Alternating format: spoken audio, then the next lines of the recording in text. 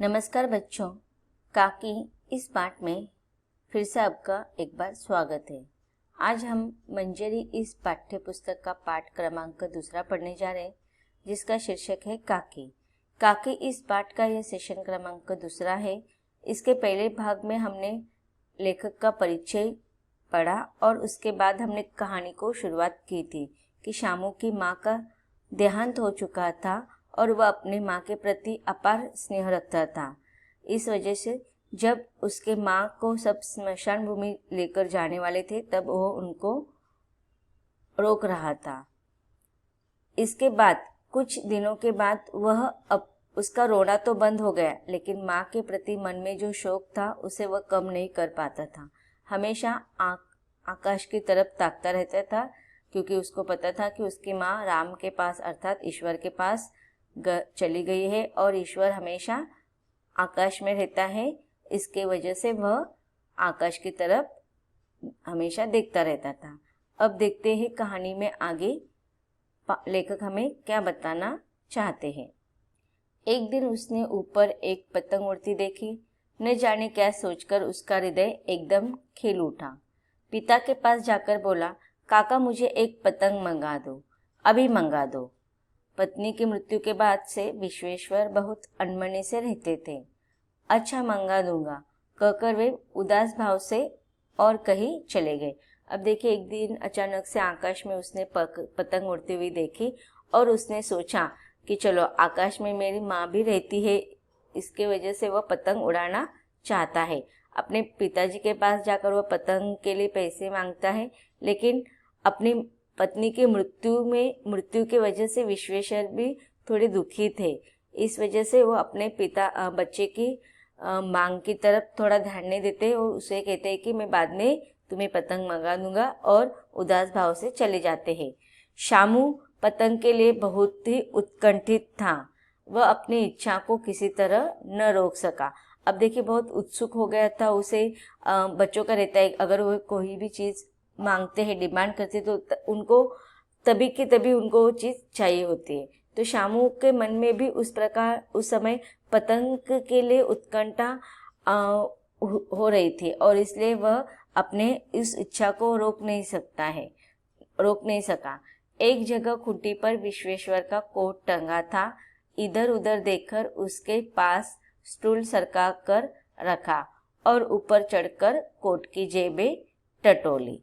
अब देखिए, अपने पिताजी से उसने पैसे मांगे थे, लेकिन पिताजी थोड़े उदास थे। बाद में लाकर देता हूँ यह कहकर वो चले गए। और लेकिन उस समय उसे कुछ उसके मन में ऐसी उत्कंठा थी कि उसे तुरंत पैसे चाहिए थे। इसलिए घर में एक खूंटी पर विश्वेश्वर का कोट टंगा हुआ था। उसने देखा, ताक-झाँक किया। घर पर किसी की नज़र उसकी तरफ नहीं है, यह देखकर स्टूल सरका कर रख देता है और जहाँ पर विश्वेश्वर की कोट टंगी हुई थी उसमें से जेब में से वो पैसे निकाल लेता है। एक चवन्नी पाकर वह तुरंत वहाँ से भाग गया। सुखिया दासी का लड़का भोला शामू का साथी था। अब देखिए, उसने अपने पापा के जेब में से कितने रुपए निकाले, तो 54। अब आप लोगों ने देखा होगा, अब 54 आपने सुना नहीं होगा। 54 एक पैसे का प्रकार था। हम लोग रुपये यूज करते हैं अधिकतर, 1 रुपया, 2 रुपया, 5 रुपया, 10 रुपये। तो उस समय पुराने जमाने का पैसे का एक प्रकार था जिसे हम 54, 58 कहते हैं। तो 54 पाकर वो खुश हो गया और वहाँ से वो 54 लेकर भाग जाता है। और उसका ही एक दोस्त है, उसका साथी है। साथी का अर्थ होता है मित्र या दोस्त। सुखिया नाम की उनके घर में जो दासी थी उसका लड़का था, जिसका नाम था भोला। तो भोला और शामू का दोनों के बीच में अच्छी दोस्ती थी। शामू ने उसे 54 देकर कहा, अपनी जीजी से कहकर गुपचुप एक पतंग और डोर मंगा दो। देखो अकेले में लाना, कोई जान न पाए। अब देखिए, शामू ने भोला के हाथ में उस 54 को दे दिया और कहा कि अपनी जीजी से कहकर गुपचुप मेरे लिए पतंग और उस पतंग उड़ाने के लिए एक डोर मंगा दो, और यह बात किसी को पता नहीं चलनी चाहिए। पतंग आई। एक अंधेरे घर में उसमें डोर बांधे जाने लगी। शामू ने धीरे से कहा। अब देखिए शामू ने भोला को पैसे दे दिया और भोला ने भी कहीं से पैसे देकर पतंग लेकर आया और इस प्रकार दोनों मिलकर, शामू और भोला मिलकर अंधेरे कमरे घर में जाते हैं और पतंग को डोर बांधने लगते हैं। फिर शामू ने धीरे से कहा, भोला किसी से न कहो तो एक बात कहूँ? भोला ने सिर हिलाकर कहा, नहीं, किसी से न कहूँगा। शामू ने रहस्य खोला। अब देखिए उसके मन में क्या चल रहा था इसका वर्णन यहाँ पर किया है कि अचानक से देखो वो आकाश में पतंग उड़ते हुए देखकर उसके मन में कुछ तो बात आती है। पिताजी से पैसे मांगता है, पिताजी के पैसे न देने पर वो खुद पिताजी के जेब में से चवन्नी उनको बिना बताए ले लेता है और फिर अपने मित्र भोला के द्वारा वह चवन्नी देकर पतंग मंगवाता है। अब वो भोला को अपने मन की बात कहने जा रहा है। वो भोला को कहता है कि तुम किसी को ये बात नहीं कहना है तुम्हें। भोला भी सिर हिलाकर उसे कहता है, ओ ठीक है, मैं किसी से ये बात नहीं कहूँगा। तब शामू ने रहस्य खोला, मैं यह पतंग ऊपर राम के यहाँ भेजूंगा। इसको पकड़कर काकी नीचे उतरेगी। मैं लिखना नहीं जानता, नहीं तो इस पर उसका नाम लिख देता। अब देखिए कितनी भावुक वर्णन यहाँ पर किया है कि शामू ने पतंग क्यों मंगवाए थे, क्योंकि उसे ऐसा लगता था कि पतंग आकाश में उड़ने लगेगी और उस आकाश में जहाँ पर मेरी काकी चली गई है, तो वह मेरी काकी के पास ये पतंग उड़कर चली जाएगी। फिर काकी उस पतंग के सहारे नीचे उतरेगी और उस पतंग पर मैं अपने माँ का अर्थात अपनी काकी का नाम लिख दूंगा।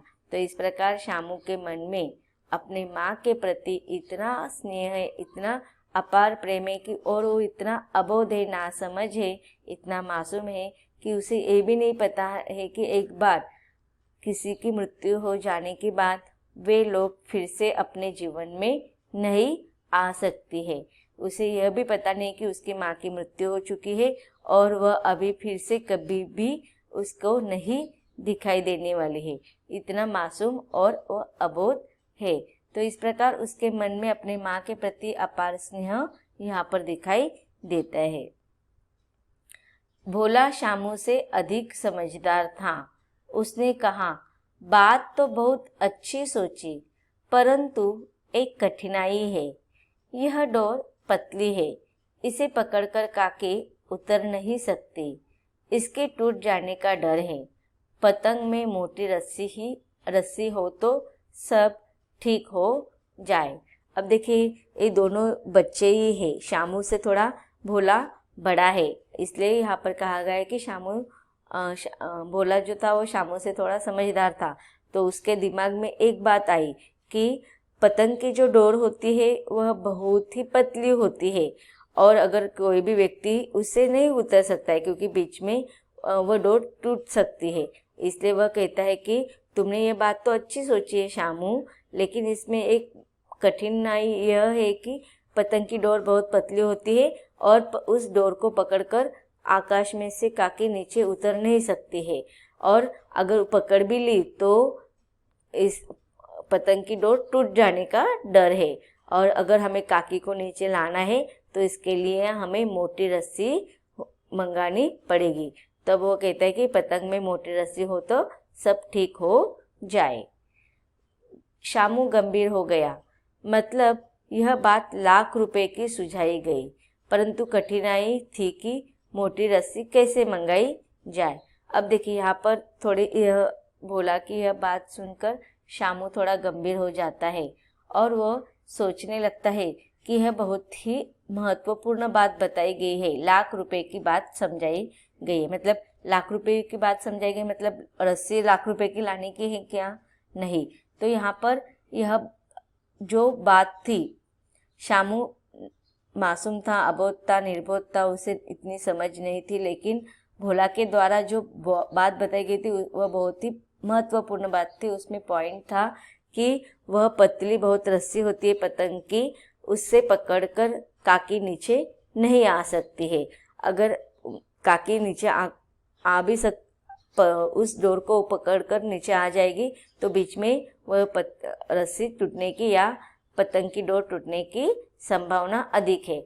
और इसलिए यहाँ पर कहा गया है कि लाख रुपए की सूजी, मतलब बहुत ही महत्वपूर्ण बात बताई गई है।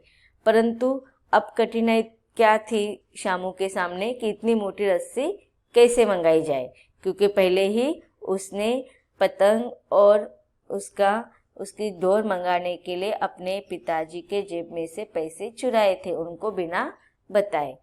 मोटी रस्सी कैसे मंगाई जाए, यह कठिनाई थी। पास में दाम है नहीं और घर के जो आदमी उसकी काकी को बिना दया माया के जला आए हैं, वे उसे इस काम के लिए कुछ देंगे नहीं। अब देखिए उसे वो और भी चिंतित होने लगा। उसके सामने बहुत बड़ा कठिन प्रसंग था, कठिन समस्या थी कि वो सोचने लगा कि अब ये मोटी रस्सी कैसे मंगाई जाए, क्योंकि दाम उसके पास नहीं है, मतलब उसके पास रस्सी लाने के लिए जो पैसे चाहिए वो उसके पास नहीं थे। और वह घर के किसी आदमी को बोल भी नहीं सकता था, उनसे पैसे भी मांग नहीं सकता था या रस्सी भी मांग नहीं सकता था, क्योंकि उसे क्या लगता था, उसके घर के बड़े आदमियों ने, बड़े बुजुर्गों ने काकी के प्रति किसी भी प्रकार की दया नहीं दिखाई थी। उन्होंने क्या किया था, उनके काकी को स्मशान में जाकर जला दिया था। इसके वजह से उनको शामू को उसके घर के बड़े लोग थोड़े निर्दयी लगने लगे थे और वो सोचने लगा कि उसे इस काम के लिए कोई भी कुछ भी पैसा नहीं देगा या कोई भी उसकी मदद नहीं करेगा। उस दिन शामू को चिंता के मारे बड़ी रात तक नींद नहीं आई।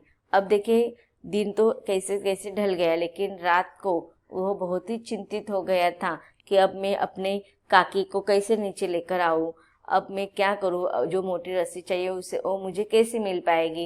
ये सारी बातें उसे चिंतित कर रही थी, इसलिए बड़ी रात तक, देर रात तक वो सो नहीं सका था। तो बच्चों, अब तक की इस कहानी में हमने क्या देखा कि शामू को अपने माँ के प्रति, अपने काकी के प्रति अपार स्नेह है और वह बहुत ही मासूम है, अबोध है। इसलिए वह कौन से प्रसंग से हमने देखा कि पतंग के सहारे वह अपनी काकी को नीचे लाना चाहता है और उसके लिए वह क्या क्या करता है, इसका वर्णन हमने इस पाठ में पढ़ा। अब वो किसके खोज में है कि उसे पतंग उड़ाने के लिए बहुत बड़ी रस्सी, मोटी रस्सी चाहिए। क्या वो मोटी रस्सी ला पाता है? क्या पतंग उसकी काकी की ओर पहुंच पाएगी? ये सारी बातें हमें जानना है, लेकिन उसकी जानकारी हमें पाठ के अगले सेशन में मिलेंगी। तो मिलते हैं फिर से एक बार पाठ के अगले सेशन में। धन्यवाद।